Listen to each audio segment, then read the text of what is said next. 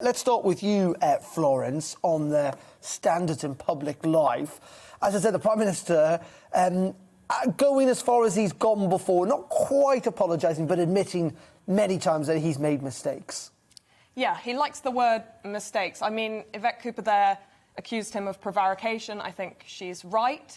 He loves the word mistake because, of course, the word mistake really lets you get away without acknowledging any real moral wrongdoing.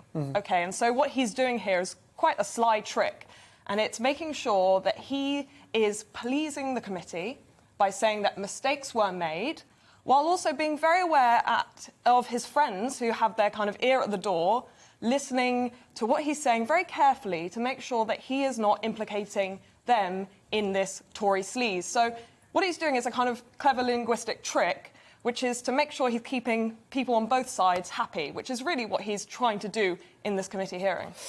Fascinating, isn't it, as Florence is saying, you know, no apology, but accepting kind of very clearly to a degree that Owen Paterson had done some wrong. They had broken the rules, because he hadn't necessarily been terribly clear about that in the past. But at the same time, almost giving the impression that he was entirely unaware of what the report said in the first place. You got the impression, listening to this, that the Prime Minister possibly hadn't even read the report. Yeah, the questioning from Chris Bryant, I thought, was particularly telling. Chris Bryant really had the Prime Minister on the ropes a few times on the detail. Boris Johnson is often vague. He would like to position himself as a big-picture thinker. The glory of being a big-picture thinker is you don't have an eye on detail.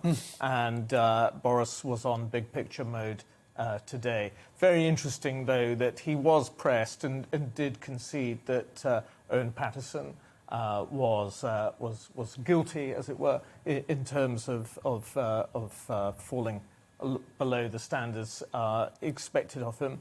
I thought Yvette Cooper maybe went almost too far, actually. She was saying, well, you know, you're saying, you know, that your understanding was that he was guilty. Well, and if you ask him for his understanding, he'll give you his understanding. It's for the Standards Commission to give their adjudication. And it was interesting also, that answer to Yvette Cooper about whether there was a cross-party consensus, of course, on changing the rules. John Whittingdale thought there was.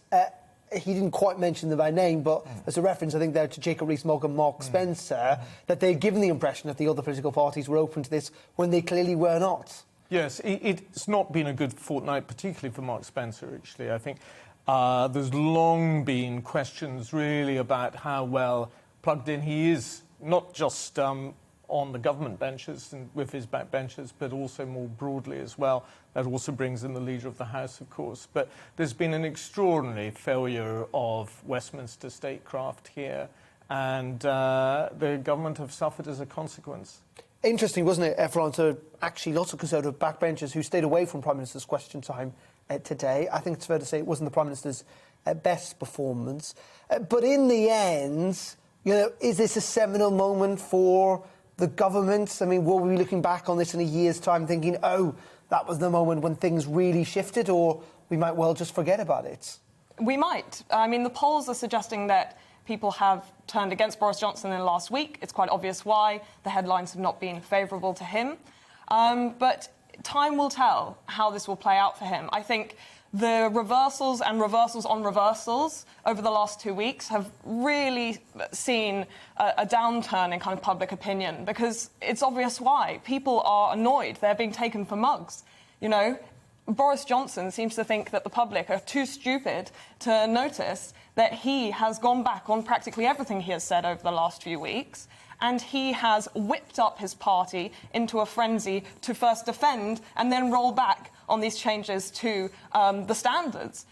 People realise that the standards practices for MPs are there for a reason, and they know that the treatment of those standards as throwaway, pointless and not worthy of respect, it flies in the face of the idea that MPs ought to be people who hold themselves to moral standards. We look at MPs like Boris Johnson, and what we see is someone who really disregards an idea of their office as sacred, yes? So we are looking at someone who actually doesn't seem to give two tosses about the standard practices that we should be upholding in our government. And that really does annoy people, and I'm not surprised why.